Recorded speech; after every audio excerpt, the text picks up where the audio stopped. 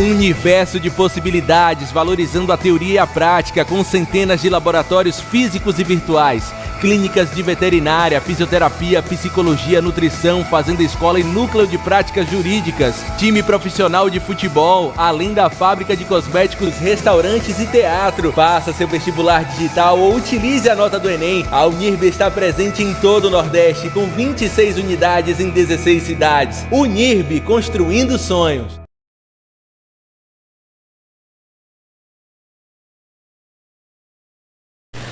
Olá a todos, sejam muito bem-vindos ao nosso ciclo de palestras promovido pelo curso de odontologia do Centro Universitário Unirb.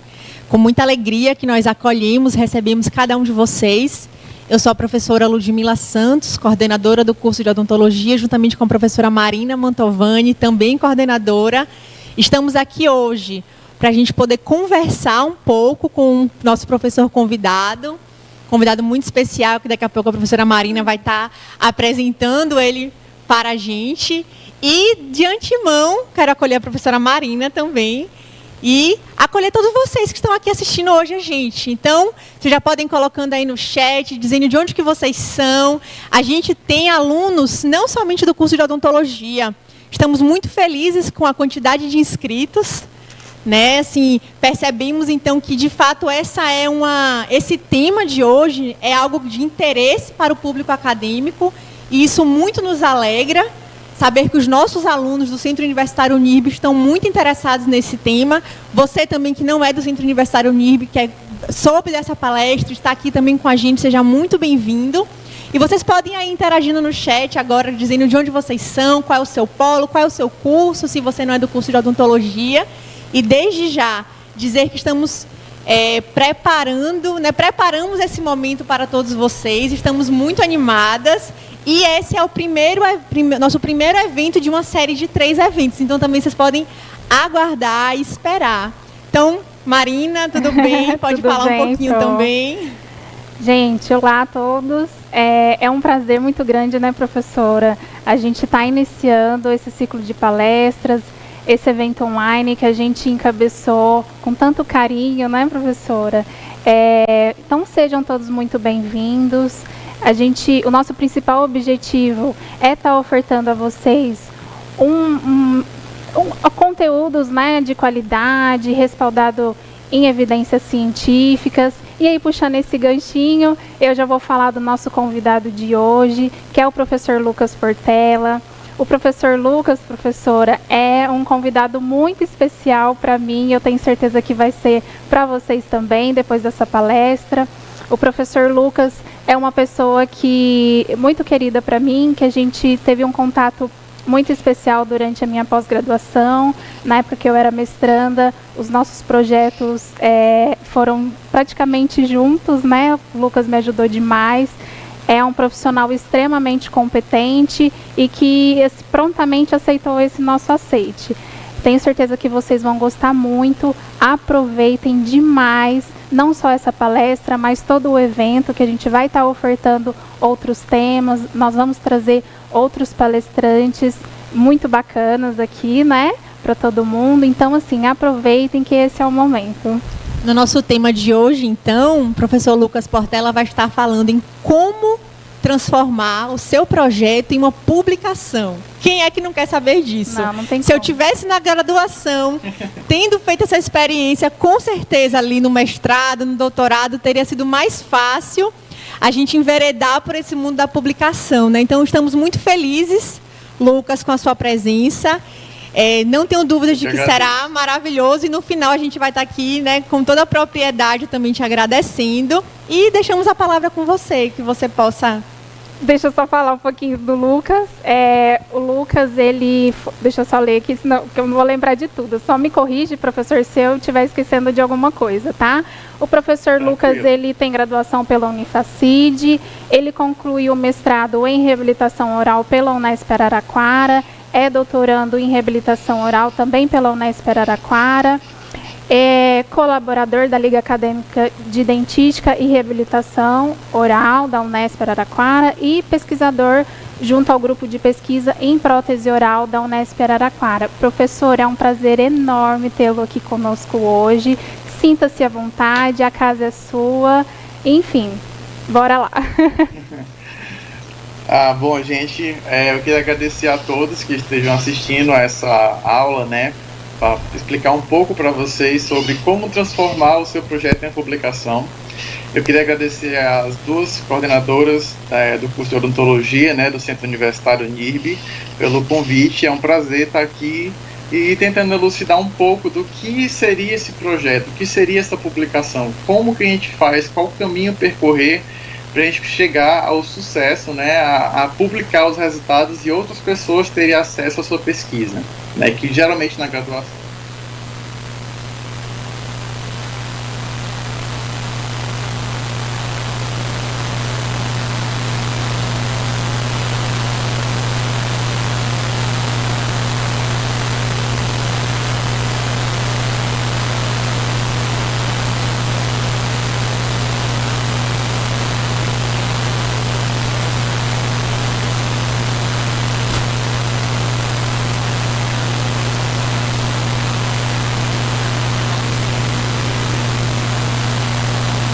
Prótese total, e também sou colaborador na Liga Acadêmica de Dentística e Reabilitação Oral, que é a LADRO. Ela, inclusive, está disponível no Instagram para quem quiser ter um contato maior. Lá eles explicam vários assuntos relacionados à dentística, à prótese, como escaneamentos, né, essa parte de odontologia digital que é bem atual hoje em dia.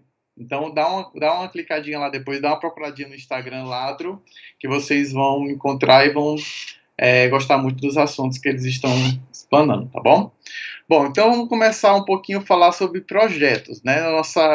O assunto que é transformar o seu projeto em uma publicação. Geralmente, a gente tem um primeiro contato com a pesquisa científica quando a gente vai fazer o nosso TCC, né? O projeto que eu falo inicialmente é para ser transformado posteriormente em um TCC, que é o trabalho de conclusão de curso desses alunos. E o TCC, ele geralmente, quando nós vamos ter esse contato, ele possui várias etapas que os alunos, quando vão ter o primeiro contato, eles não têm uma facilidade de entender. Eu não tinha essa facilidade de entender. Então, para elucidar, ficar um ensino mais prático, né, para a compreensão de todos, o aluno, inicialmente, ele tem acesso no projeto a várias etapas. Então, por exemplo, na introdução, ele vai entender o que é o problema de pesquisa, o que seria essa hipótese, quais seriam os objetivos, tanto geral como específico, a justificativa do seu estudo e também os seus objetivos, né? Objetivo geral e específico. Logo após, ele vai fazer um referencial teórico, que é aprender a como fazer a busca na literatura, e isso gera uma certa discussão, uma certa dificuldade. Logo após, ele vai fazer a metodologia do seu projeto, ou seja, como que o projeto ele vai ser feito passo a passo, cada etapa para chegar no seu objetivo e ter uma conclusão, ou seja, uma resposta do estudo. Logo após essa metodologia, para facilitar durante o TCC, ela é dividida em vários subtópicos, como método de pesquisa, cenário e participantes do estudo, coleta de dados, organização e análise dos dados, para então chegar nos resultados esperados, os recursos utilizados e o cronograma em si de atividades que vocês vão ter que cumprir para chegar numa conclusão, ou seja, executar todo o projeto dentro de um cronograma de uma data específica, né? E no final colocar as referências para não ter problemas relacionados a plágio. Quando nós chegamos no TCC, nós observamos que ocorre uma redução de todos esses subitens para itens mais abrangentes.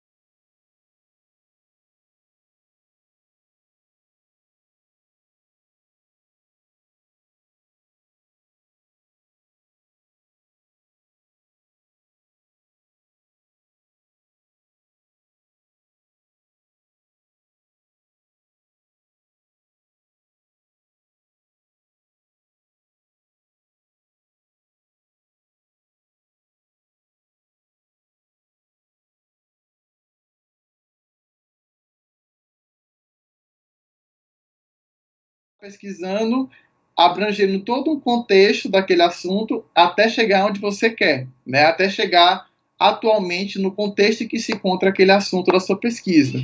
E depois tem a metodologia, que continua também em vários subtópicos, os resultados, e agora nós temos resultados e discussão, que é um novo tópico que tem que ser adicionado no TCC, e as referências, os apêndices e os anexos. Bom, tendo em vista todos esses dados que nós temos já presente no seu TCC, agora nós vamos ter que transformar todos esses dados em artigo. E o artigo, gente, a palavra que pode resumir o artigo é ser conciso. O artigo, ele não quer saber, por exemplo, o artigo de pesquisa, que é o que eu vou dar mais enfoque hoje, ele não quer saber com muito detalhe sobre a literatura em si. Ele quer que você fale sobre a literatura, mas ele não quer que você seja muito abrangente, ele quer que você aborde de uma forma direta, uma forma concisa, tá? Então, o artigo, ele deixa de abranger todos esses subtópicos do TCC, que vocês geralmente entregam, né, para a faculdade, e o artigo, ele vai abranger alguns tópicos bem resumidos, que são 8. Geralmente é o título, o resumo, né, o resumo do que foi feito o seu trabalho, um resumo como se você falasse todo o contexto do seu trabalho em um só parágrafo. Temos a introdução, materiais e métodos, os resultados, a discussão e a conclusão. Só que isso são os títulos em português.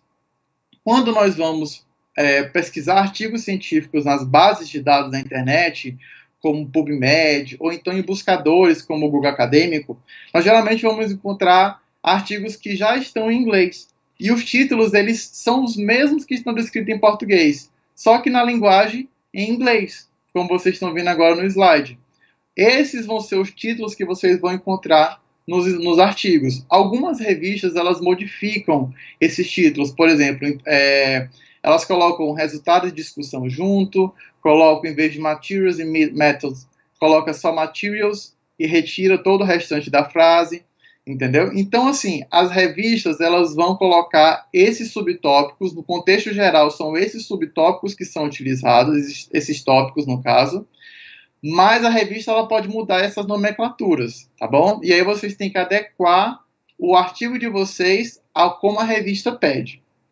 Mas o artigo, gente, como eu falei anteriormente, o que é que você tem que resumir do artigo? O que é que você tem que pensar? Pensei, vou mudar meu TCC, vou transformar em artigo. O que é que o artigo, como é que o artigo ele tem que ser? A primeira coisa que tem que vir na sua cabeça, pensando em artigo, seja objetivo. Essa é a palavra-chave do artigo. Não tente encher linguiça no seu artigo. Seja bem direto no seu artigo. Vai fazer a introdução? Vai fazer a introdução, mas não coloca palavras que de uma forma popular é chamado de encher linguiça mesmo, né? Coloquem coisas diretas, coisas interessantes. O revisor, imagine só, você como papel de editor e revisor, você vai pegar um trabalho para ler, você quer que aquele trabalho seja o mais direto possível, para você entender o que é que ele fez, o que foi que ele achou de novo, e o que é que aquilo vai ser interessante para a literatura, o que é que aquilo vai inovar para a literatura, tá? Então, agora eu vou pegar todos esses tópicos que eu falei anteriormente e vou tentar falar um pouco mais sobre cada um de forma detalhada, tá bom? Vamos começar pelo resumo. O resumo, gente, no artigo científico, ele geralmente é uma síntese do que tudo que foi encontrado na pesquisa, tá bom? É como se você falasse todo o seu artigo de 8 páginas em um parágrafo. E esse resumo ele pode ser escrito tanto dividido em tópicos, como introdução, objetivos, materiais, métodos, resultados e conclusão. Geralmente, o abstract, né, que é o resumo, ele não tem discussão, eles retiram a discussão, colocam só resultados e conclusão do artigo, e ela tem que ser bem direta. Se o artigo já tem que ser direto, o resumo ele tem que ser mais direto ainda. E ao final do resumo, nós temos que colocar umas palavras-chave, né, que são chamados de descritores na literatura, que é para você fazer a indexação desses artigos. É como se, por exemplo, eu utilizasse uma palavra-chave e aí a revista ela tem várias palavras-chave para indexar de forma organizada o artigo.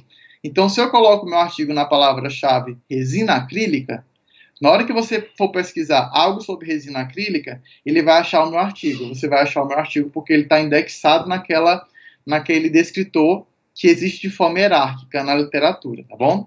E esses descritores, essas palavras-chave, vocês vão encontrar basicamente em dois tipos de site, em dois tipos de bases de dados que eles disponibilizam esses descritores, tanto utilizados apenas pelos Estados Unidos, como os utilizados na base de dados latino-americana e também do Caribe.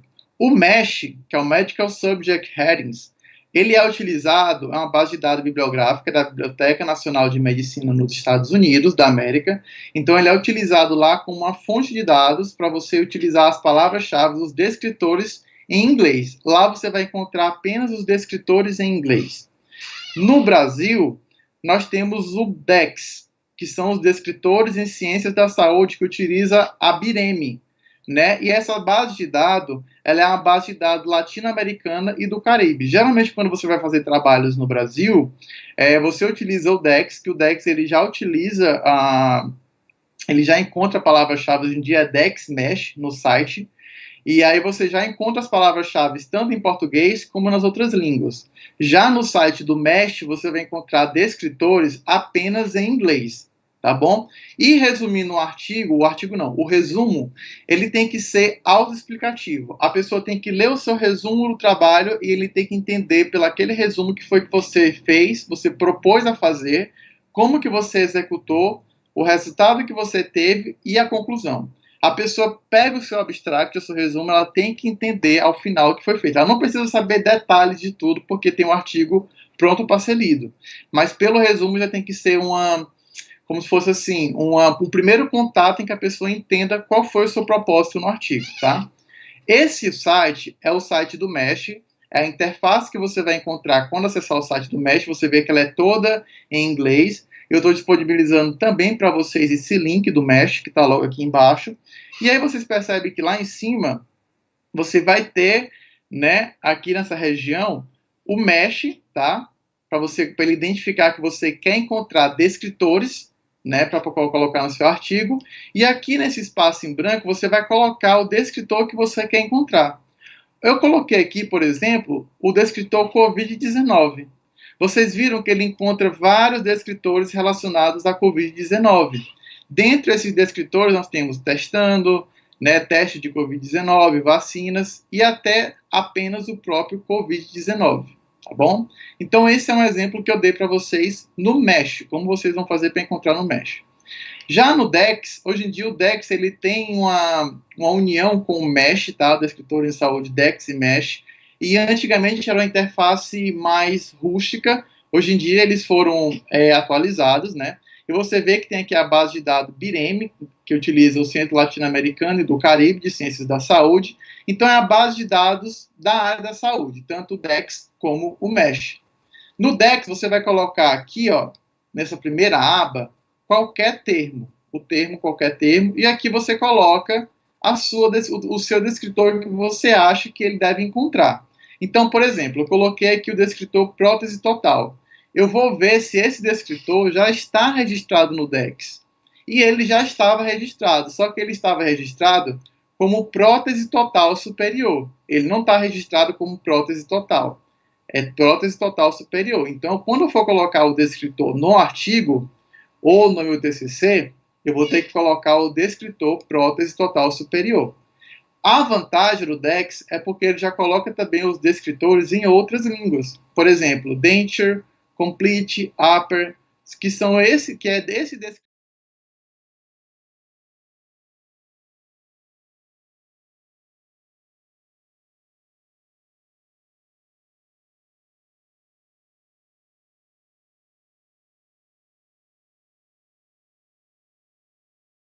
Mas sempre coloquem, gente, palavras-chave que estejam indexadas ou no Mesh ou no DEX. Não tentem inventar alguma palavra-chave para colocar, sendo que eles não estejam no DEX ou no Mesh, tá? Às vezes ocorre de você ter uma palavra-chave, um assunto novo que você esteja pesquisando e que realmente não vai ter no DEX, tá? Não vai ter realmente no DEX para você colocar.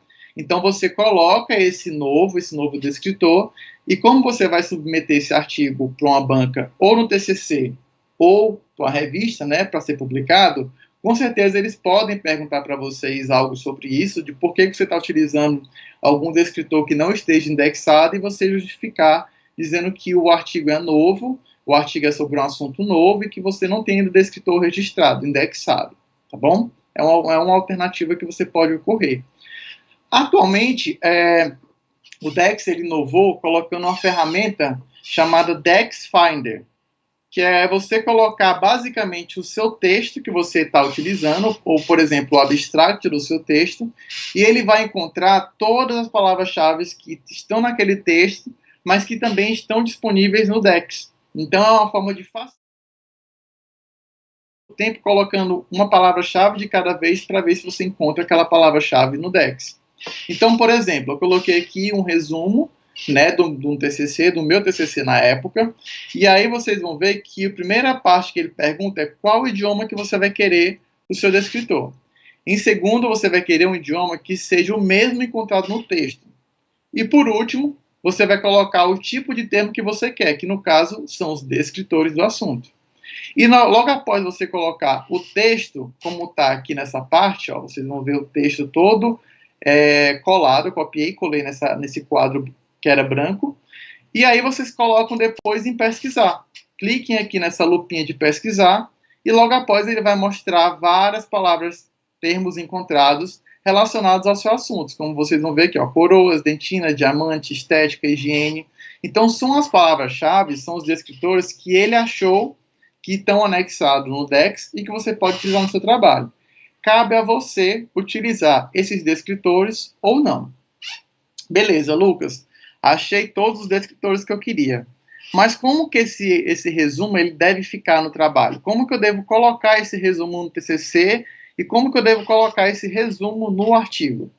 No TCC, gente, ó, esse foi o resumo do meu artigo, do meu TCC, no caso. E vocês veem que no TCC você pode extrapolar. Você pode colocar da forma que você achar mais interessante, mas não tem um certo limite. Algumas faculdades, de acordo com as normas do TCC, elas colocam uma certa quantidade de palavras-chave e outras não. Então, assim, aqui eu tinha uma certa quantidade de palavras-chave, eu não lembro agora ao certo a quantidade X de palavras-chave, mas eu fiquei dentro do limite estipulado. Mas vocês veem que ficou um resumo muito extenso, muito grande, porque a gente encontra geralmente, né? O texto está em português e todas as palavras-chave, se vocês forem procurar no Dex, como resinas acrílicas, polimento dentário e coroa dentária, todas as palavras-chave estão indexadas no Dex, tá? Mas aí surge uma pergunta, mas como seria, no caso, Lucas, o resumo de um artigo qualquer, que eu for colocar numa revista? Como seria o resumo de um artigo da revista X? Tem que ser desse tamanho, eu tenho que ser mais objetivo possível, mais direto possível. Vocês veem que no meu outro resumo, eu coloquei até uma parte da introdução, coloquei uma parte introdutória do meu assunto. E no artigo, que eu peguei esse artigo de 2016, da revista de prótese, vocês vão observar que o resumo ele é muito pequeno. E ele, além de ser pequeno, ele é direto. O ser pequeno está automaticamente associado com o ser direto, com o ser conciso. Vocês observam que ele não coloca a introdução, ele já começa dos objetivos e aí vai falando dos resultados e por último, a conclusão que ele teve do seu estudo, tá bom? Ele coloca também a parte de metodologia, mas de uma forma muito sintetizada, tá? Então, para dar um subsídio melhor para vocês, eu coloquei esse tipo de exemplo para vocês entenderem o quanto que um resumo no artigo científico ele tem que ser resumido, o tanto que ele tem que ser direto, tá bom? Já na introdução, aqui vocês vão falar o quê? Ah, Lucas, e na introdução do meu TCC, como que eu tenho que ser? Na introdução do seu TCC você tem que falar várias coisas, você tem que estender o assunto, você tem que despertar o interesse do seu leitor através da sua introdução. A diferença é que no seu TCC, a sua introdução ela tem que abranger de forma mais geral e você vai afunilando.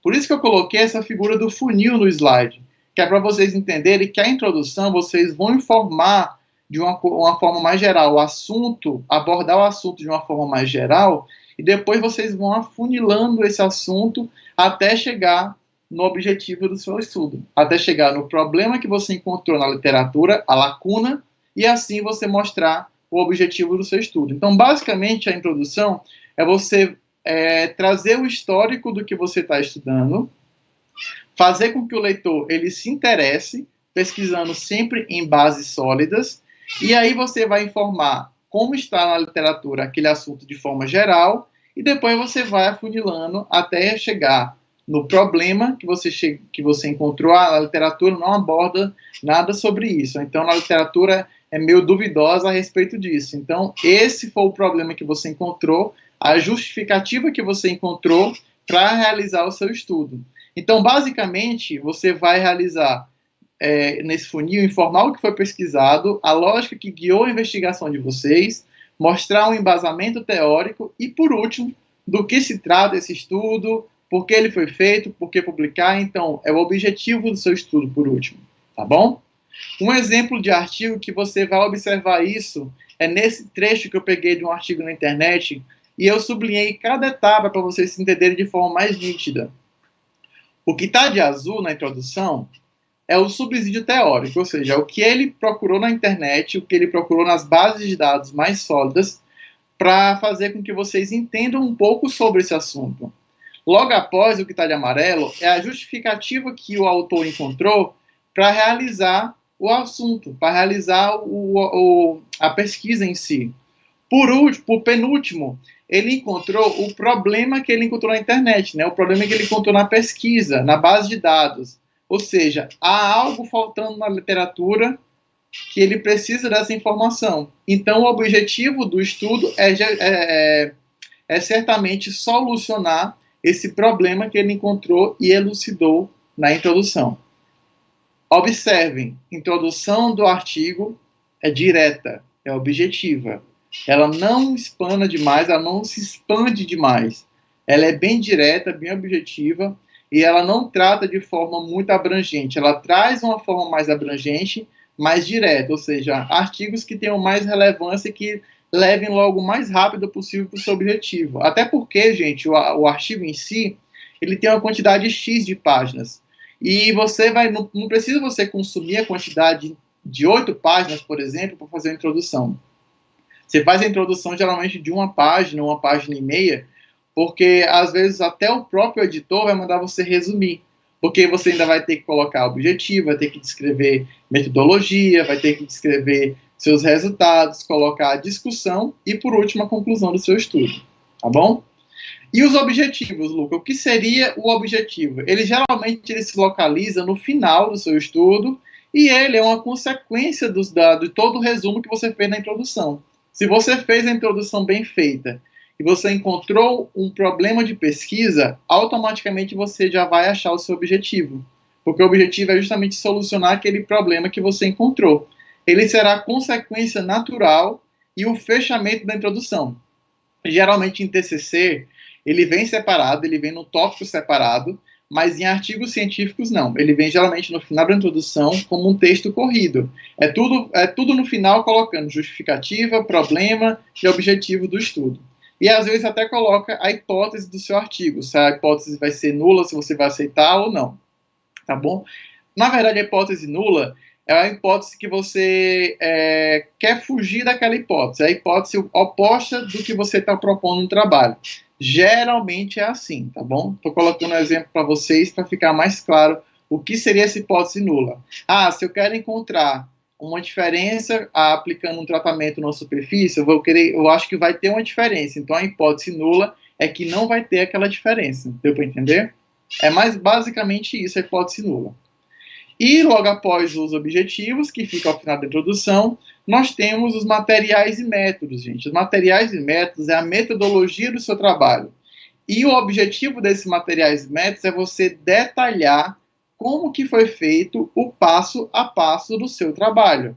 Não é nada mais do que isso. Pensou em metodologia, Lucas, é metodologia, então eu vou ter que falar o passo a passo de cada trabalho. E uma forma mais fácil de vocês fazerem essa metodologia é seguir aqueles subtópicos que vocês já têm no TCC. Só que as revistas, às vezes, elas dão uns exemplos de outros artigos já publicados que possuem certos subtópicos. E vocês podem seguir esses subtópicos que estão presentes nas revistas, ou mesmo vocês criarem os subtópicos que vocês acharem que se adequem melhor àquele seu artigo que vai ser publicado, tá bom? Então, sempre na metodologia, o objetivo de você colocar tudo detalhado é para que o seu artigo, a sua pesquisa, ela tenha uma certa reprodutibilidade, ela seja padronizada e que outra pessoa que pegue o seu artigo e queira fazer aquela pesquisa, ela consiga realizar da mesma forma e ter o mesmo resultado. Ou seja, tudo que for padronizado, ele vai seguir o mesmo resultado, não vai ser algo aleatório, tá bom? Então, você sempre deve ficar atento também, quando for trabalhar com materiais, colocar as marcas comerciais, informar, caso envolva pesquisas com animais ou seres humanos, se o comitê de ética foi aprovado ou não, e colocar o número daquele comitê de ética, tá bom? Descrever, ao final da metodologia, o tipo de teste estatístico que vai ser realizado, ou seja, o tipo de estatística, qual o teste estatístico, se passou normalidade, se não passou, se vai usar TUC, se não vai, se vai utilizar outro tipo de estatística normal, paramétrica ou não paramétrica, enfim. Vocês vão trabalhar com qual tipo de análise estatística que vocês realizaram no estudo de vocês, tá bom? E também colocar na metodologia, descrever o delineamento de estudo que vocês realizaram. É um estudo in vitro do tipo observacional, não analítico. Descrever de forma bem completa o delineamento do estudo realizado, tá bom? Geralmente na internet vocês vão encontrar vários sites, várias publicações, inclusive, falando sobre o tipo de delineamento do estudo que é realizado, quais os tipos de delineamento que existem, e aí você vai procurar e ver qual o delineamento que se encaixa no seu estudo e descrever esse delineamento na sua metodologia, tá bom? O que eu quero deixar claro aqui é que geralmente nós não podemos concluir algo no seu artigo que a sua metodologia não permite. Sempre quando um editor de uma revista vai pegar o seu artigo e você vai falar assim, eu concluí tal coisa, mas ele vai olhar a sua metodologia e ver que não tem nada daquilo que você concluiu, ou não tem subsídio para você concluir o que você concluiu com a metodologia que você utilizou, isso vai dar problema para você ao final, para você ter o aceite do seu artigo, tá? Os revisores e os editores, eles são bastante críticos, e quanto mais direto, quanto mais conciso e mais sincero você for no seu artigo, melhor. Fale apenas o que você achar de acordo com a metodologia que você utilizar, tá bom? Eu coloquei aqui uma tabela do artigo de Pereira de 2013, em que ele aborda o passo a passo do que deve ter geralmente na metodologia. Então, eu coloquei os aspectos éticos, o delineamento, que é o tipo de estudo, o cenário, que é onde ocorreu, a amostra, ou seja, qual a população, se é com pessoas, se é com copo de prova, se é com dente, a coleta de dados, né, o procedimento, como que você fez para coletar aqueles seus dados, a intervenção que você utilizou, ou seja, o tipo de teste clínico que você realizou, seja num paciente, ou seja numa população, seja de qual for, seja no material, e por último, pegar todos os dados e analisar de forma estatística todos os seus dados e ver a validade dos seus dados, ver se os seus dados realmente convergem para um resultado positivo, se aquele tratamento teve diferença ou não, ou se você pesquisou algo e não encontrou nenhuma diferença depois de ter realizado toda a pesquisa, tá bom? E isso tudo, a estatística, ela vai dar para vocês os resultados do seu estudo. É basicamente isso. Você faz o teste estatístico para encontrar os resultados. E a estatística trabalha sempre com valores de P, tá bom? Eu não vou entrar aqui em detalhes sobre o que seria esse P positivo, o P negativo, ou o P acima de 0,05, ou quando o P abaixo de 0,05, ou seja, sobre valores de P. Tá bom? Isso vocês têm que ver com o estatístico de vocês quando forem descrever o tipo de teste, o tipo de pesquisa que vocês estão realizando e ele for aplicar o melhor teste estatístico para aquele desenho do estudo. Mas nessa etapa do artigo você vai falar sobre os resultados. E pensem bem, resultados. Vocês não vão colocar os resultados e justificar os resultados. Vai ter uma parte do artigo só para isso. Vocês vão colocar os resultados do estudo, tá bom? Na sequência lógica, no texto, e também pode utilizar ilustrações, como quadros, né, pelas tabelas, ou também através de gráficos. Mas o que eu queria deixar claro para vocês nesse momento é que sempre colocar nos resultados apenas o que vocês encontraram. No estudo atual nós encontramos que 90% da população apresentou isso, aquilo outro, ou então houve uma fratura no dente tal através de uma força X, Y, Z. Pronto, acabou. Vocês não vão justificar por que vocês utilizaram a força X, Y, Z, ou por que essa força X, Y, Z gerou a fratura, nada disso. Agora não é o momento de vocês explicarem o porquê daqueles resultados, é o momento apenas de vocês falarem os resultados encontrados, tá bom? Aqui estão alguns exemplos de resultados de alguns artigos que eu peguei da internet e coloquei aqui para vocês, e vocês verem que eles colocam os resultados nos artigos de forma direta, em tabelas, e eles colocam também um pequeno texto de forma rápida, bem direta, como vocês podem ver aqui, ó.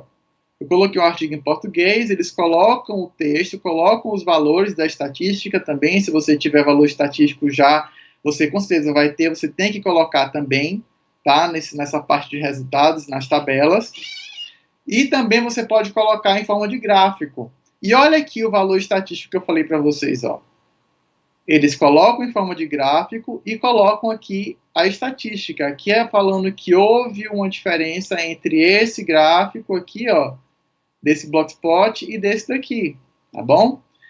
Bom, basicamente nessa figura, desses dois artigos distintos, eu trouxe essas duas figuras de gráfico porque são os dois tipos de exemplo que você geralmente encontra nos artigos, né? Que são os gráficos utilizados para testes paramétricos, ou seja, testes normais, e também gráficos que vocês utilizam para testes não paramétricos, que são os não normais, que não passam nos pressupostos estatísticos. Então, isso quem vai ter que falar para vocês quando vocês forem analisar, algum estatístico for analisar os dados para vocês, é o estatístico que deve falar para vocês, o seu dado não passou nos pressupostos estatísticos e por conta disso, nós vamos utilizar esse tipo de gráfico, que é o Blogspot. Mas o seu gráfico passou na normalidade, né? Então, se ele passou na normalidade, ele vai ser um teste paramétrico, basicamente. E aí você vai ter que utilizar um tipo de gráfico que se enquadre no tipo de teste estatístico paramétrico, tá bom? Isso, basicamente, vocês têm que discutir com o estatístico do estudo de vocês. Mas saibam que existem outros gráficos, mas, basicamente, para testes paramétricos e testes não paramétricos, tá bom? Existem gráficos distintos para cada tipo de teste, tá bom? Para cada tipo de pressuposto. E, enfim, nós chegamos na discussão. A discussão, gente, eu sempre falo que a discussão é você pensar fora da caixa. É literalmente você chegar no seu artigo e pensar fora da caixa. É você agora colocar toda a sua cabeça para pensar e explicar para o leitor o porquê que os seus resultados deram daquela forma. Por que você achou o resultado daquela forma? Deixa eu tomar um copinho de água porque eu estou com a garganta bem seca. Então, a discussão basicamente é você pegar o seu resultado e você confrontar na literatura. Só que quando eu falo confrontar, não é você debater, você ir contra a literatura. É você tentar explicar o porquê que os seus dados deram aquele resultado, mas sim baseando na literatura. Por exemplo, se o meu dente quebrou através de uma força mecânica X, sendo que o dente é natural, e um outro dente que sofreu uma restauração quebrou com a força Y, por que o dente com a força Y quebrou com a força menor do que o dente natural com a força X? Vocês acharam só que um quebrou com a força menor do que o outro, mas vocês ainda não explicaram o porquê. E aí vocês vão explicar o porquê pesquisando nos artigos da literatura, pesquisando nas bases de dados da literatura, PubMed, Cielo, todas essas bases de dados, Medline no caso, vocês vão pesquisar os artigos para tentar explicar o porquê que em um dos seus resultados deu menor força e no outro foi uma força maior. Então, basicamente, é você interpretar os seus resultados através de estudos de outras pessoas, tá bom? E aí você inicia a discussão, né? Geralmente eu gosto de iniciar a discussão dos artigos que eu faço colocando o meu resultado principal. O meu resultado principal eu coloco logo como o principal achado. Foi achado XYZ no resultado do meu artigo. Pronto.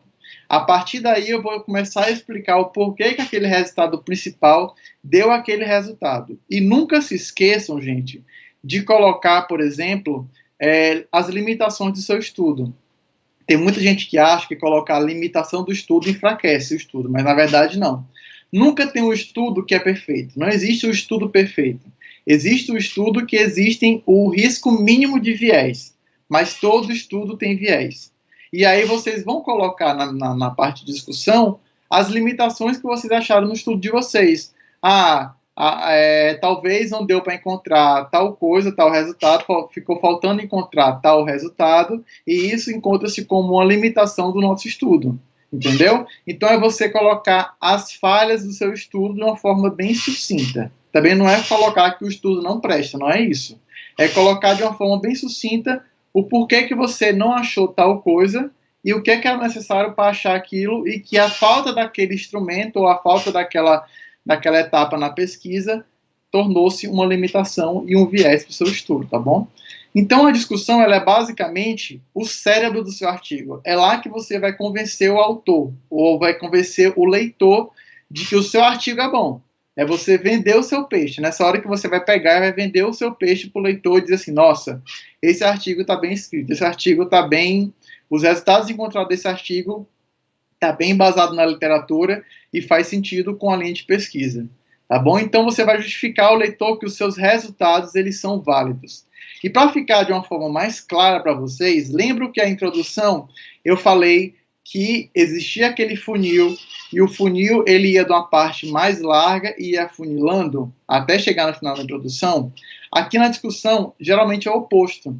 Aqui você vai começar do assunto do resultado mais direto, mais conciso, ou seja, o seu resultado principal, e você vai ampliando. Você vai ampliando esses resultados, apontando limitação, compara resultados com a literatura e até chegar na interpretação dos seus achados. Ou seja, você sai de um ponto único, que é o seu resultado, e você chega na interpretação dos seus achados com outras literaturas. Você abrange.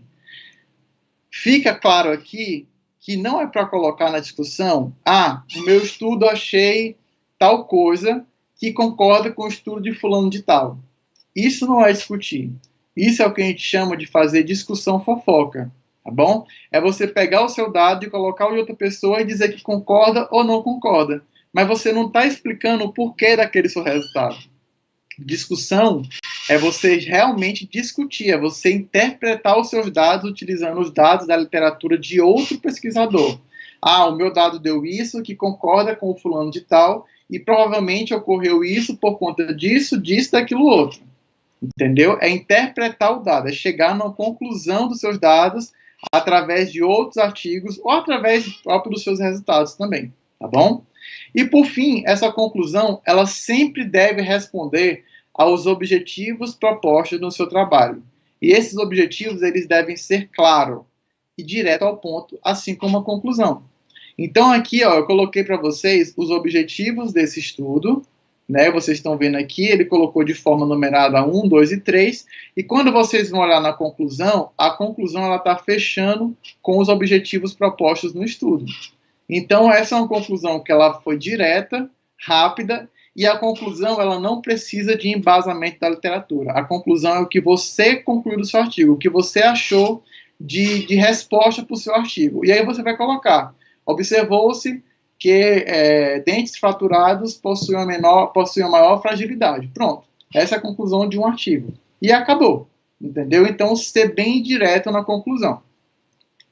Então, gente, o que é que a gente vai chegar agora? Vocês perceberam agora que eu falei um pouco sobre introdução, falei sobre materiais e métodos, resultados, discussão, conclusão. O que cada parte do artigo ela abrange e como vocês devem abordar. Só que também vocês devem ter aquela dúvida, nossa, mas em qual revista que eu vou submeter? Eu tenho o meu artigo e também tenho um monte de revista para submeter e eu não sei qual submeter, eu não sei como encontrar essa revista. E para facilitar para vocês, eu vou colocar 2 sites disponíveis para vocês aqui, que eu geralmente utilizo, tá? que você coloca o seu resumo nessa região, nesse quadro branco, e aí, na hora que você coloca o seu resumo, você coloca em Find Journals, e ele vai procurar a revista que mais se encaixa com o seu artigo. Você coloca o resumo, e ele vai colocar uma lista de revistas que podem encaixar pro seu artigo, para você mandar o seu artigo e enviar para a posterior publicação.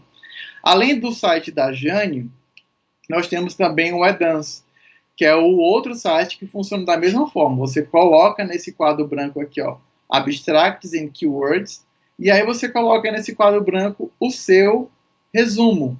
Geralmente, você pode colocar o seu resumo em inglês, tá? De preferência, coloque em inglês. Geralmente, eles não encontram muitas revistas com você colocando o seu resumo em português, até porque hoje em dia, basicamente, as revistas praticamente todas, utilizam a língua inglesa. Então, e o artigo vai em inglês, consequentemente. Então, utilizem o resumo em inglês e coloquem esse resumo nesse quadro em branco e vocês pressionam o botão Go.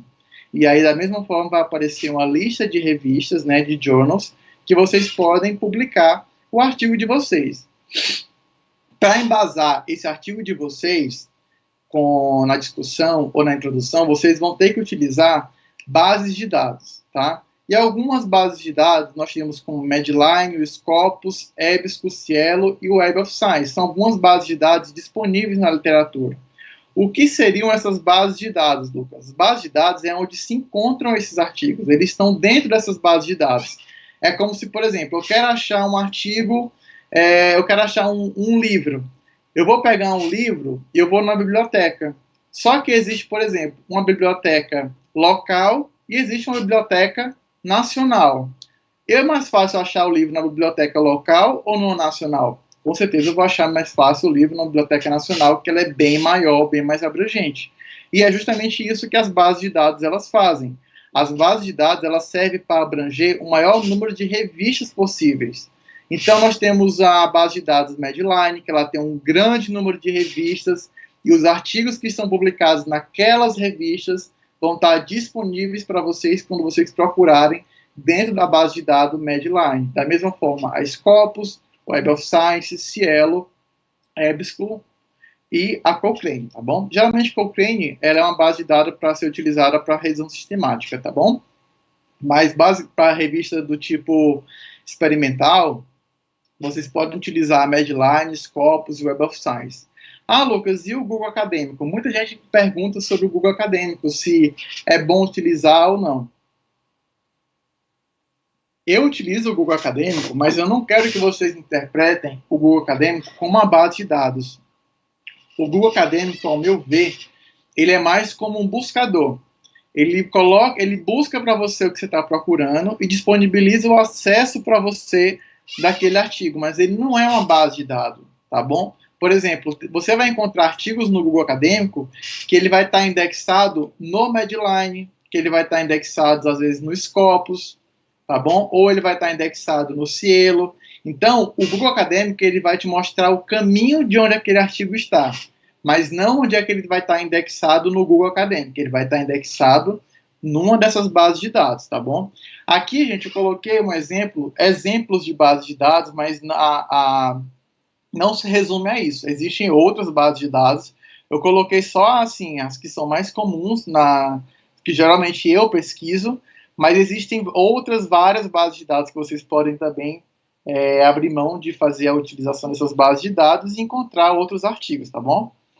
O Google Acadêmico existe uma vantagem que essas bases de dados elas não possuem, que é vocês encontrarem, por exemplo, teses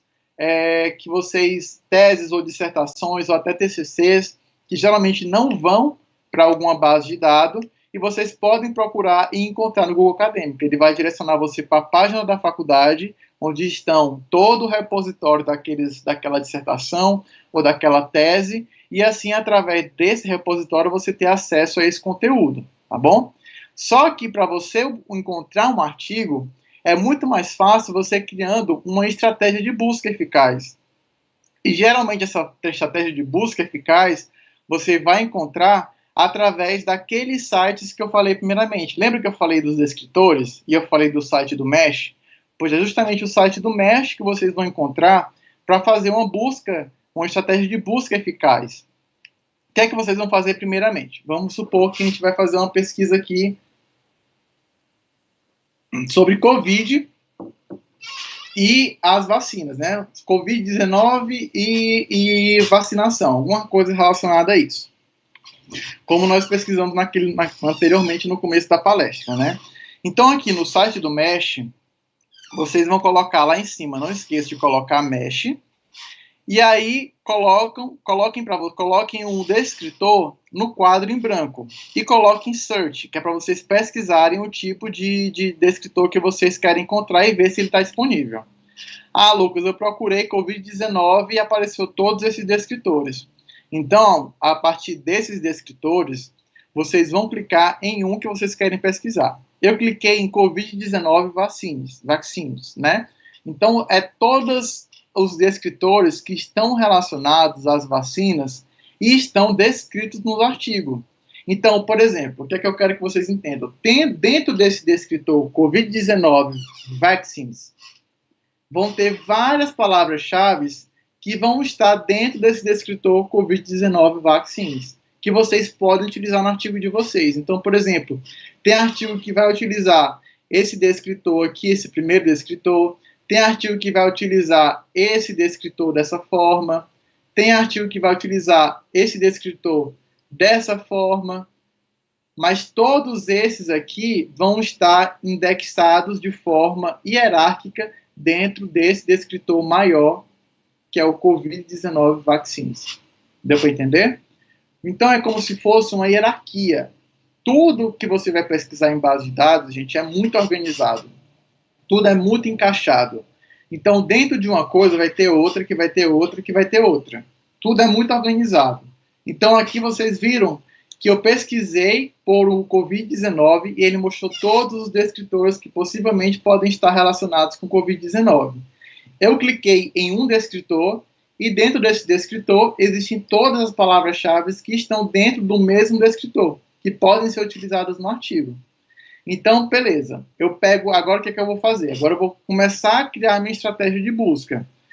Eu saio do site do MESH e vou agora para o site do PubMed.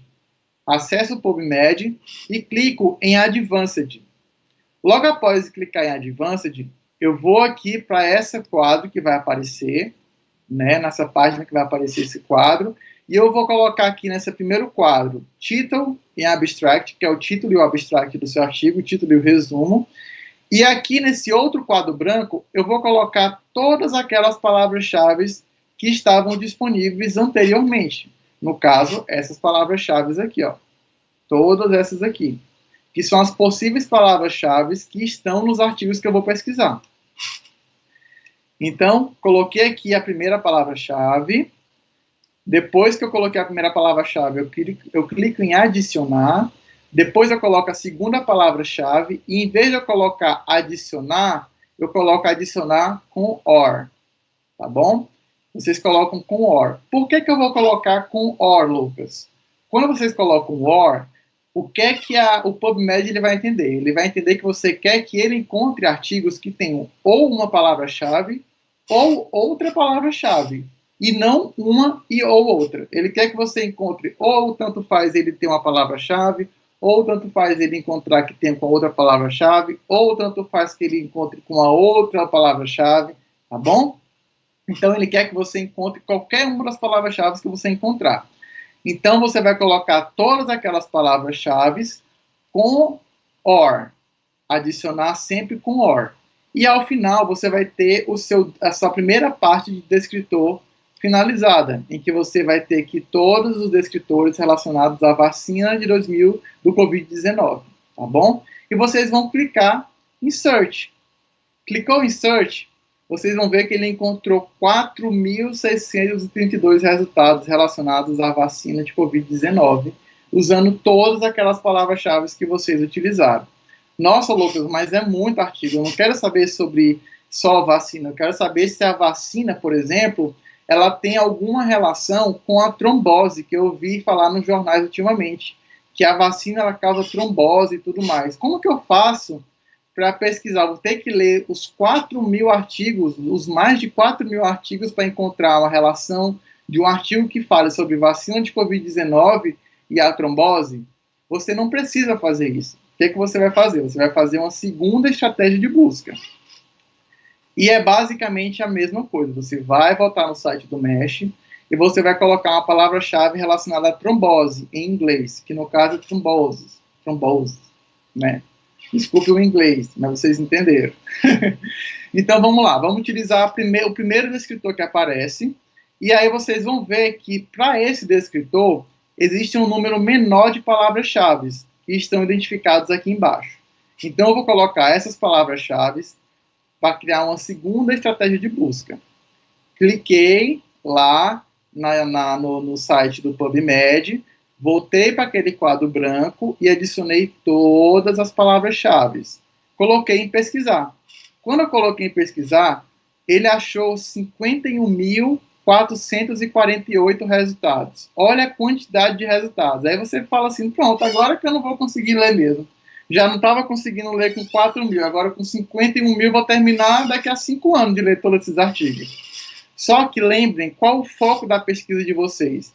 Vocês vão querer associar a vacina do Covid-19, artigos que tenham vacina de Covid-19, com vacinas que falem de trombose, com trombose. Então, Covid-19 e trombose. Eu quero artigos que falam dessas duas palavras-chave. Então, agora nós vamos fazer a mágicazinha do processo de busca, da sua estratégia de busca. O que a gente vai fazer? Lembra que a gente fez a primeira busca e nós achamos 4.000 artigos utilizando todas essas palavras-chave. E depois nós realizamos uma segunda busca em que ele achou 51.000 artigos relacionados a artigos que falam sobre trombose. Só que essa parte de histórico, de pesquisa, vocês vão achar no site do PubMed. Quando vocês colocam PubMed e colocam aquela parte de Advanced, e vai aparecer aquele quadro para você adicionar as palavras-chave e tudo mais, com OR, adicione with OR, AND. Ao final, se você rolar a página para baixo, vai ter todo o seu histórico. Todo o histórico de pesquisa que você realizou no PubMed. E aí você vai realizar agora a união desses históricos de pesquisa. Então, se você na primeira pesquisa realizou pesquisando sobre Covid-19 e achou 4.000 artigos, agora você vai realizar uma estratégia de busca unindo a primeira pesquisa, que é sobre Covid-19, e unindo a segunda pesquisa, que é sobre trombose. O que você vai fazer? Na primeira parte, você vai adicionar aqui nos 3 pontinhos, você vai adicionar ao quadro branco. Né? Vai clicar nessa primeira aqui, ó, nessa primeira opção, e você vai adicionar aqui, nesse quadro branco, toda a sua estratégia de busca que você utilizou falando sobre Covid-19. Logo após, você vai pegar agora a segunda pesquisa que você realizou falando sobre trombose, e você vai adicionar o quadro branco. Só que você vai adicionar agora, nesse momento, com AND. Você não vai adicionar mais com OR. Você vai adicionar com AND. Por quê?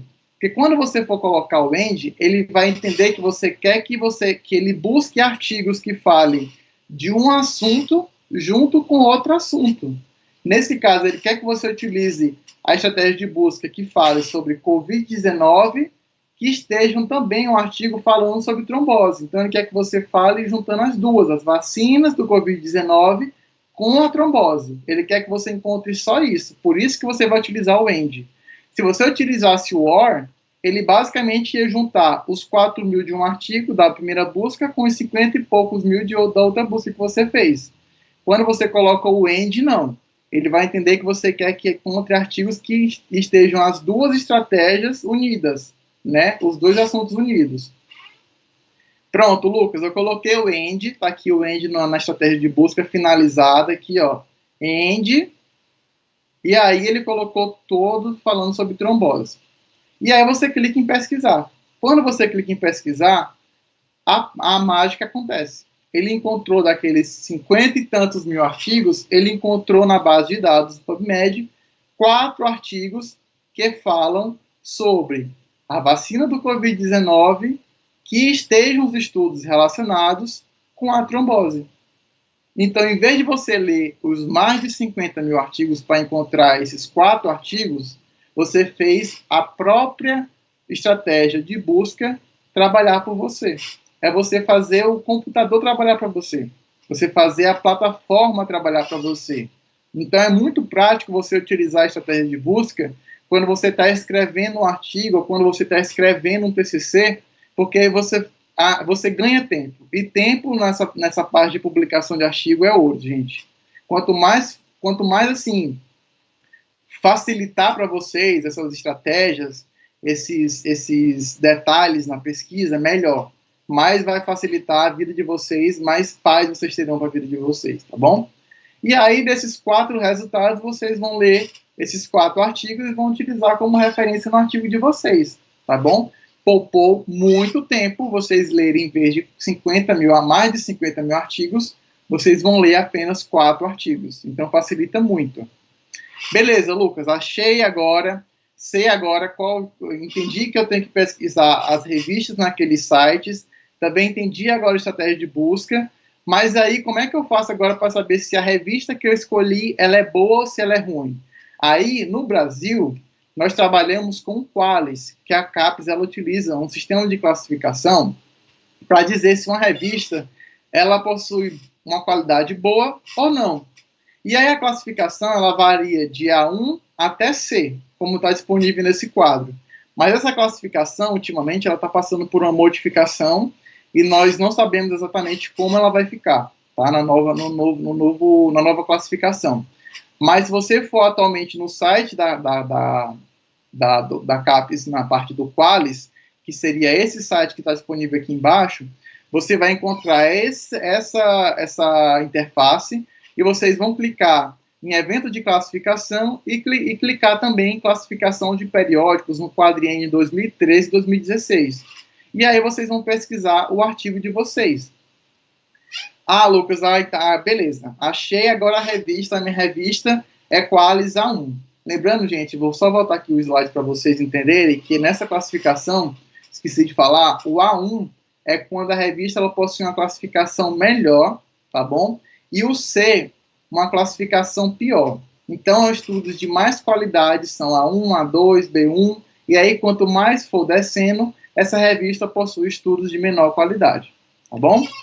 E aí, depois que você fez isso, você achou o Qualis da revista, nossa, eu quero publicar então no Qualis A1. Beleza, você quer publicar no Qualis A1. Só que você também tem que ver como é que está o fator de impacto dessa revista, se essa revista possui o fator de impacto. E esse fator de impacto, gente, é como se fosse o cientômetro, é como se você fosse uma medida para saber o tanto que aquela revista ela vai impactar na sociedade, ou seja, o tanto que ela é lida ou o tanto que ela é citada. Se uma revista possui fator de impacto alto, quer dizer que a revista ela é bastante citada por outras revistas. Se ela é bastante citada, ou seja, há uma grande possibilidade do seu artigo ele ser lido por um grande número de pessoas. Se a sua revista possui um fator de impacto baixo, se você escolher uma revista com fator de impacto baixo, há também um baixo teor, assim, uma probabilidade muito baixa de seu artigo ser lido por outras pessoas. Então, o que ocorre? Às vezes, a revista ela possui Qualis A1 ou Qualis A2, mas o fator de impacto dela é baixo. Então, a probabilidade de uma pessoa ler aquele seu artigo ela é muito inferior do que uma revista, por exemplo, que ela possui Qualis A2 ou B1, mas o fator de impacto dela é maior. Então, se o fator de impacto é maior, a probabilidade de citação e de leitura por outras pessoas ela é maior. Um exemplo para vocês, para ficar mais claro, como que ocorre esse cálculo? Geralmente, ele ocorre pegando citações e publicações. E geralmente é de 2 anos para cá. Por exemplo, nós estamos em 2021.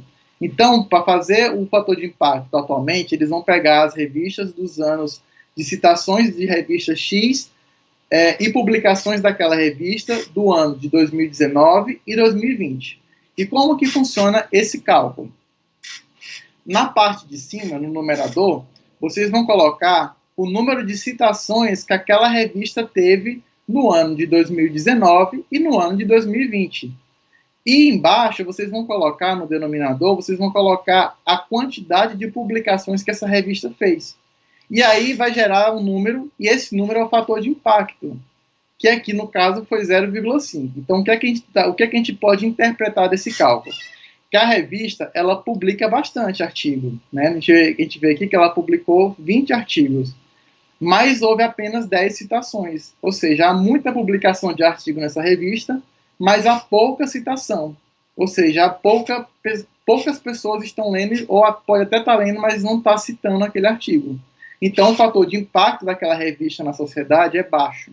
Ou seja, a probabilidade de ser lida por outra pessoa é muito baixa. Agora, por exemplo, outra revista que ela possui 100 citações, né, durante o ano de 2019 e 2020, ela gerou 100 citações em outras revistas, em outras publicações, mas ela publicou apenas 10 artigos. A revista publicou 10 artigos e teve 100 citações. Então, se for fazer o cálculo, o fator de impacto dela é 10. Então, o fator de impacto dela é alto. Ela publicou menos, mas ela foi lida por muito mais gente e citada por muito mais gente do que a outra revista que publicava muito, mas tinha pouca citação. Deu para entender? Então, fica muito mais fácil vocês entenderem o fator de impacto, entendendo como que o cálculo é realizado. Se publica muito, mas é muito pouco citado, você tem um fator de impacto baixo, e assim o seu estudo não é tão divulgado, vamos dizer assim. Se a revista publica uma quantidade X, mas há muita citação daquela revista em outras revistas, em outros estudos, isso é bom porque o fator de impacto da revista é alto, ou seja, ela é bastante lida e ela ganha uma certa importância, uma qualidade dos estudos naquela revista provavelmente são confiáveis. Tá bom?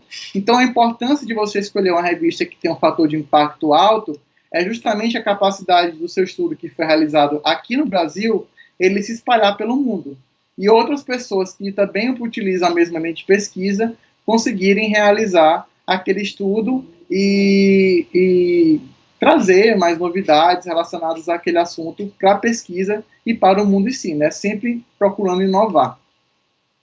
E, enfim, gente, por fim, quase finalizando nossa aula hoje, eu queria trazer também um pouco sobre normas de revistas, tá?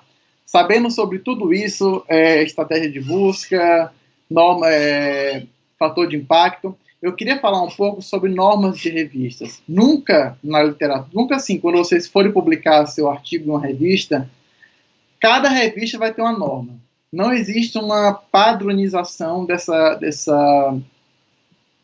dessas normas para todas as revistas. Você não vai fazer, não é uma receita de bolo do artigo para você mandar para uma revista X, para a revista Y ou para a revista Z.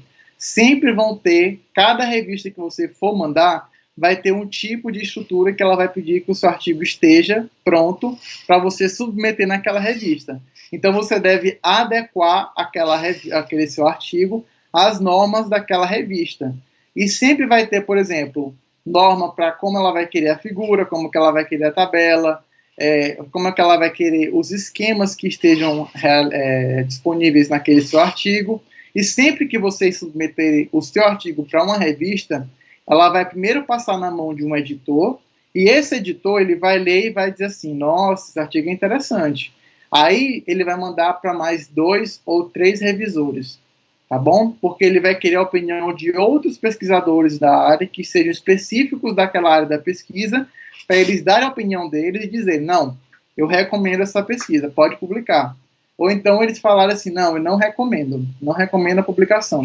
Quando ocorre de 2 revisores discordarem, ou seja, um recomendou a publicação e o outro não recomendou, existe um terceiro revisor, que é chamado, para que ocorra o desempate, mas, por último, a decisão de publicar ou não cabe ao editor. Os revisores, eles são apenas como se fosse para direcionar o editor, dizendo se o artigo realmente é bom, se vale a pena, se está correto, se tem alguma lacuna ou não, e se eles indicam a publicação ou se eles vão negar a publicação, tá bom? Mas cabe ao editor negar ou aceitar essa publicação. E raramente, nunca fiquem desanimados por isso, porque raramente você submete o seu artigo para uma revista e ele é aceito de cara. Geralmente volta com correção ou já volta negado. Aí você manda para o editor não se interessa e ele manda para você negando, agradece que você enviou o artigo para a revista, mas a revista simplesmente nega o artigo, e ela justifica da forma que ela achar melhor o motivo da negação do artigo. Então, após essa negativa, não desanimem, tá? Isso é normal para quem trabalha, quem vive dessa parte da área acadêmica, de você mandar e ser negado. Muitas vezes, quando negam, eles mandam algumas avaliações, algumas sugestões do que pode ser melhorado. Então, utilizem essas sugestões para melhorar o estudo de vocês. Não vejam isso assim, de uma forma ruim para vocês. Olhem criticamente, vejam o que pode ser melhorado com as dicas, né, que eles deram, façam as correções e mandem para outra revista. Raramente, nunca mandem para a mesma revista, só se vocês realmente tiverem certeza que aquele artigo se encaixa. Mas, geralmente, às vezes, não é recomendado mandar novamente para a mesma revista, porque é uma grande chance de ser negado novamente, tá bom? Geralmente, você procura outra revista para ser submetido àquele artigo com melhorias já realizadas, tá bom? E sempre que você mandar um artigo para uma revista, você vai mandar, como eu falei, para o editor. E o editor, ele não vai ler artigo por artigo tudo de uma vez. Ele vai ter que ser rápido, vai ter que ser prático, porque a quantidade de artigos hoje em dia publicados é muito grande. Então, o que é que você geralmente manda junto com o artigo? Você manda uma carta para o editor, que é chamada de cover letter. E a cover letter basicamente isso, é você mandar para o editor uma carta explicando o propósito do seu artigo, o propósito daquele estudo que você está mandando, e geralmente quem manda aquele artigo, quem manda essa cover letter, é o autor correspondente. Sempre no artigo vai ter um autor correspondente e os demais autores. E esse autor correspondente, geralmente, ou é o primeiro autor, ou é o orientador do primeiro autor, né? No caso, se tiver questão de orientador e orientando. Tá? Um dos dois podem ir como autor correspondente, mas o autor correspondente é a pessoa com quem a revista vai se direcionar para resolver algum tipo de problema que surgir, ou para correção, ou para resubmissão, ou até a carta de aceite. E no primeiro momento da submissão, eles vão pedir essa cover letter, e a cover letter é a carta para o editor em que você vai falar do seu trabalho de forma bem sucinta para o editor, dizendo assim, ó, o artigo X é bom por causa disso, a gente achou uma novidade na literatura, que havia uma lacuna, e nós achamos um resultado para isso, que vai melhorar a odontologia nisso, naquilo, tá bom? Isso eu estou dando exemplo de odontologia, mas vocês podem utilizar para as outras áreas, porque é da mesma forma que funciona a cover letter, tá? E sempre, gente, sejam diretos, não façam uma cover letter de 3 páginas, porque o editor não perde o interesse praticamente. A cover letter é justamente para tentar direcionar o editor para uma forma mais prática dele se interessar ou não para o seu artigo. Ele vai ler, ele vai se interessar, e aí ele vai começar a pegar o seu artigo, vai ler o abstract, e aí vai chamar os revisores para fazer a revisão e dar o aceite ou não, tá bom?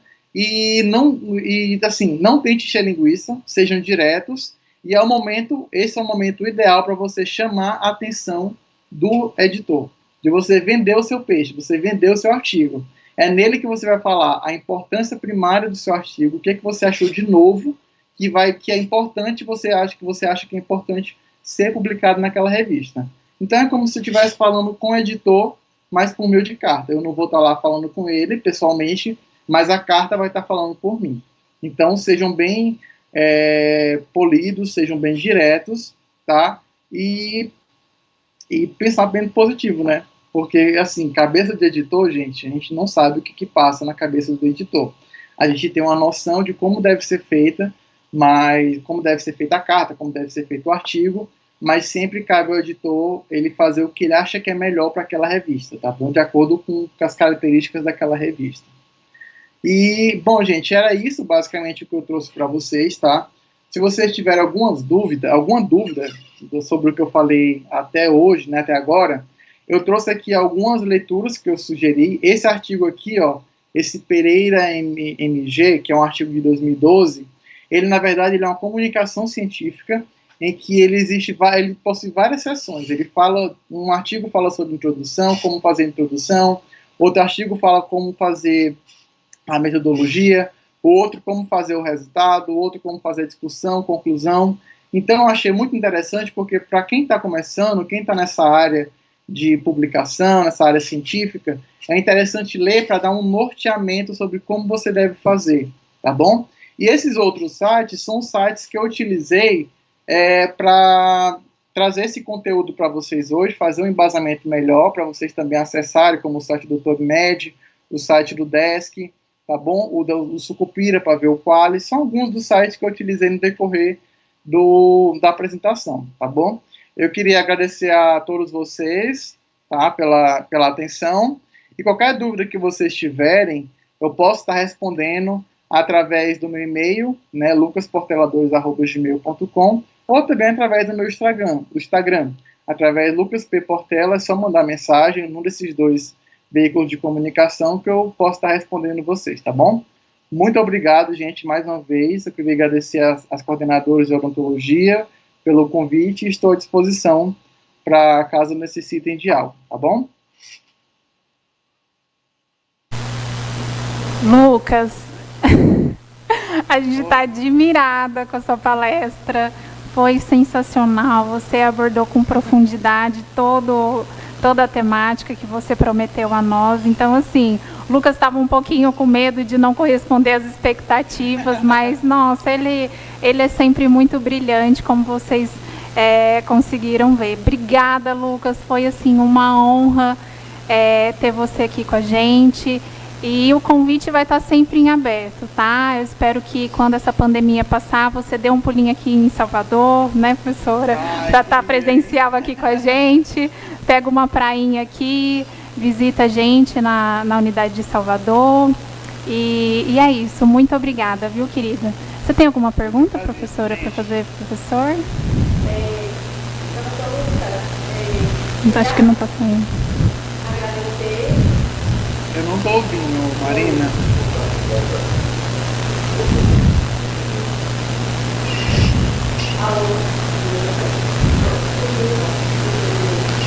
Lucas, a gente tem... Pode falar? Lucas, a gente teve um probleminha aqui, mas a gente ficou um pouquinho com uma dúvida, porque assim, você falou muito sobre pesquisa, né? A gente sabe que dentro do projeto de TCC existem alguns alunos que fazem, né, as pesquisas, seja ela observacional, pesquisa de campo, enfim. Mas a gente tem muitos alunos que fazem revisão breve de literatura. E eu queria que você falasse um pouquinho sobre isso, como que funcionaria para estar publicando esses projetos nas revistas. Ó, eu não publico muito revisão de literatura, né? Revisão de literatura é como se fosse uma coisa à parte. Existem vários tipos de revisão de literatura, integrativa, revisão sistemática, enfim, existe uma parte, seria como se fosse uma aula só para revisão de literatura, para saber qual tipo de revisão que se encaixaria.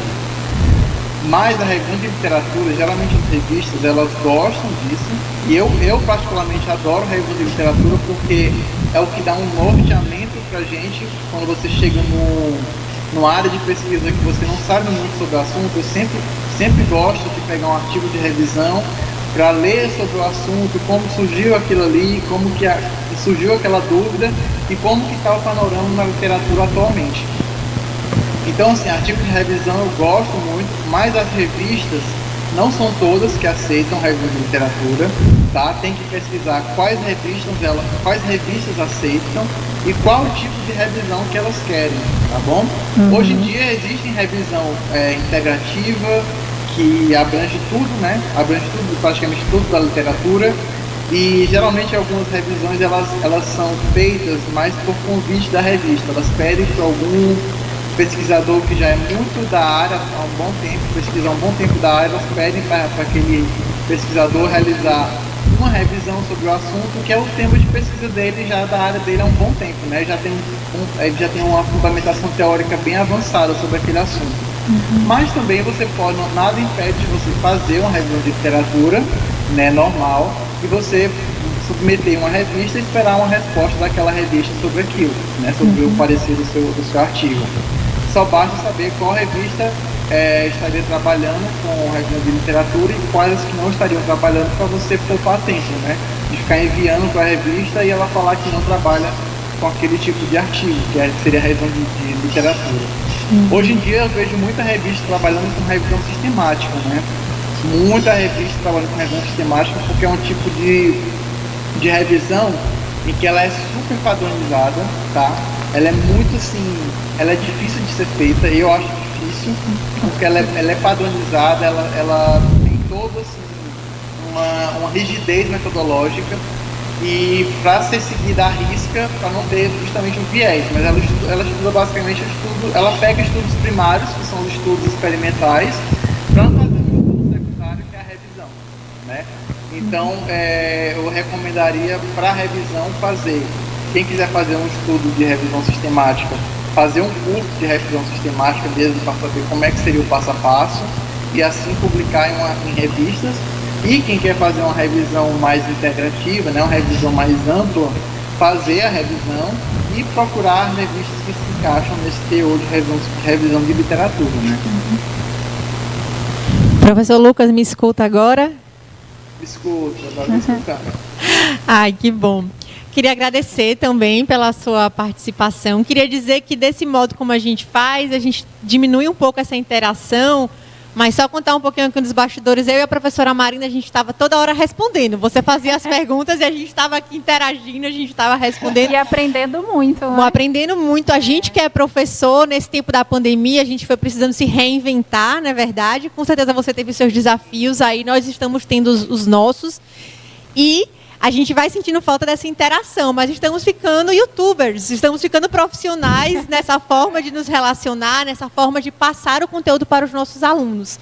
Então, pode ter certeza que você não estava sozinho, a gente estava aqui conversando com você, estávamos respondendo as suas perguntas, estávamos aprendendo, estávamos assim...